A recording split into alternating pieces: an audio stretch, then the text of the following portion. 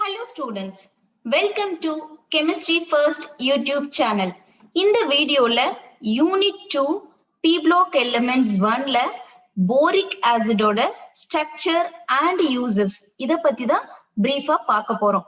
So previous videosல Boric acid ஓட preparation and properties finish பண்ணிட்டோம். So now let us see the structure.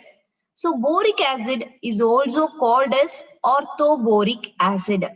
So இதோட formula பாத்தீங்கன்னா it is H3BO3. It has a two-dimensional layered structure. So this highlight point is very important. ஏன்னா 2-dimensional 2D வந்து நீங்க ஞாபகம் வச்சுக்கணும். இப்ப பாருங்க இந்த boric acidல you have H3BO3. Now you remove this H3. அப்ப remaining என்ன இருக்கும்? You will be having only BO3. So இந்த 3 H plus remove பண்றதுனால 3 plus போகுது. So you're writing here as 3 minus. So in the structureல you will be having BO3 3 minus unit throughout.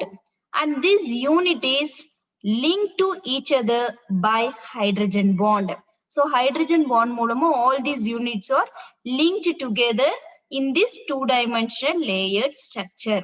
Okay, இப்ப இந்த structureல பாத்தீங்கன்னா ரெண்டு different types of lines இருக்கும். ஒன்னு வந்து solid line, the other one is dotted line. இப்ப solid line it shows the real bond. So போரானுக்கும் ஆக்சிஜனுக்கு நடுவுல இருக்கிற bonds எல்லாம் உங்களுக்கு real bonds இருக்கும். And dotted lines which indicates the hydrogen bond. Okay, இப்ப நம்ம structureக்கு போவோம். So this is the structure which is given in your book. So இது எதை பேஸ் பண்ணி கொடுத்திருக்காங்கன்னா they have taken 4 boric acid, they have combined together and they have given this structure. So உங்களுக்கு இன்னும் ஈஸியா புரிஞ்சுக்கணும்னா நான் ஒரே ஒரு boric acid எடுத்து அந்த ஸ்ட்ரக்சரை காமிக்கிறேன். So same way you can connect all the remaining boric acid structures and you can draw. So இங்க பாத்தீங்கன்னா 4 boric acid எடுத்தா 4H3BO3. அப்ப 4 போரான் இருக்கும். So see here 1 2 3 4. அப்ப 4H3BO3. அப்ப ஹைட்ரஜன்ல பாருங்க H3 இருக்கு, முன்னாடி 4 இருக்கு. So 12 hydrogen atoms இருக்கும். So 12 hydrogen atomனா see here 1 2 3 4 5 6 7 8 9 10 11 12 12 hydrogen atoms இருக்கு. அப்புறம் ஆக்சிஜன் பாத்தீங்கன்னா same, oxygen also will be 12. So see here this போரான சுத்தி 3 ஆக்சிஜன், இந்த போரான சுத்தி 3 ஆக்சிஜன், இந்த போரான சுத்தி 3 ஆக்சிஜன், இந்த போரான சுத்தி 3 oxygen. So in simple words நீங்க ஞாபகம் வச்சுக்கணும், ஒவ்வொரு போரான சுத்தியும் 3 ஆக்சிஜன் and 3 ஹைட்ரஜன் இருக்கும். So in simple way it is a hexagonal structure or benzene structure. ஈஸியா நீங்க வரைஞ்சிடலாம். Let us see how to draw this boric acid structure. So as I told you, ஒவ்வொரு போரான சுத்தியும் உங்களுக்கு 3 ஆக்சிஜன் ஆட்டம் இருக்கும். So அந்த 3 oxygen ஆட்டமும் will be connected to boron through a real bond, that is your solid line. இது எல்லா இடத்துலயும் இருக்கும். Next பாருங்க, இந்த oxygen will be connected to hydrogen.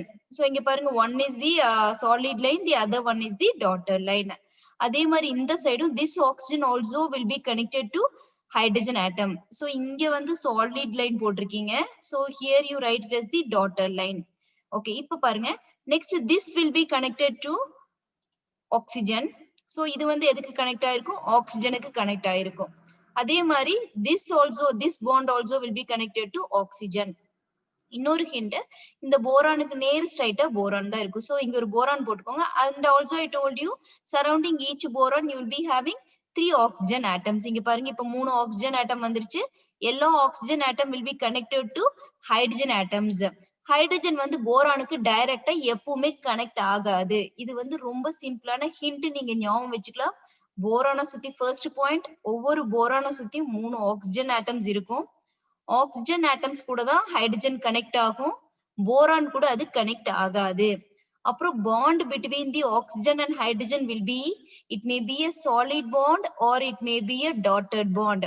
But போரானுக்கும் ஆக்சிஜனுக்கு இருக்கிற பாண்ட் வந்து it should be a solid bond, not that is a real bond and not a dotted lines. ஓகேவா? சோ இது வந்து நீங்க ஞாபகம் வச்சுக்க. இப்ப பாருங்க இந்த ஆக்சிஜனை சுத்தி you will be having hydrogen. So see around this also you will be having hydrogen. இப்ப இந்த ஆக்சிஜனை சுத்தியும் you will be having hydrogen. அப்புறம் டாட்டர் லைன். ஸோ இப்படியே மாறி மாறி daughter line, solid line you'll be having continuously. இப்ப பாருங்க ஒரு ஸ்ட்ரக்சர் நம்ம வரைஞ்சிட்டு இப்ப 2 போரான் முடிஞ்சது. நமக்கு 4 போரான் வேணும். ஸோ இங்க பாருங்க இந்த ஆக்சிஜன் இங்க இருந்து இது எது கூட கனெக்ட் ஆகும்?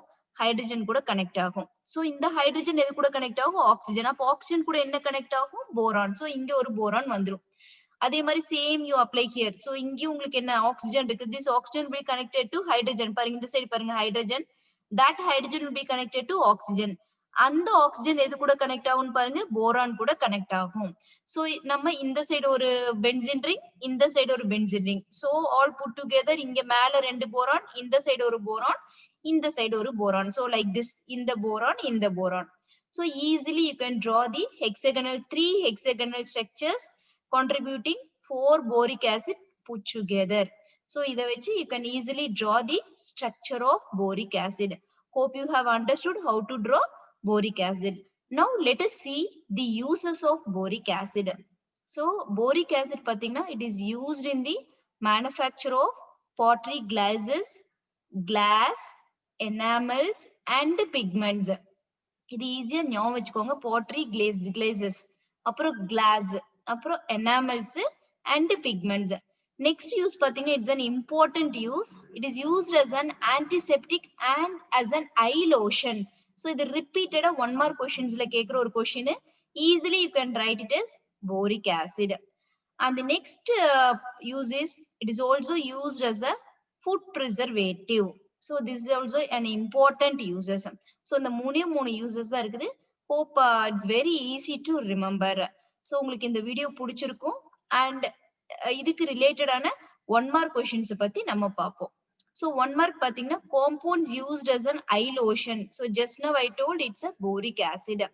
அடுத்து பாருங்க boric acid as a 2-dimensional layered structure. So சில இடத்துல 3 hexagonal இந்த மாதிரி கொடுத்துப்பாங்க. But ஈஸியா நீங்க choose பண்ணிடலாம் because I highlighted that point 2-dimensional.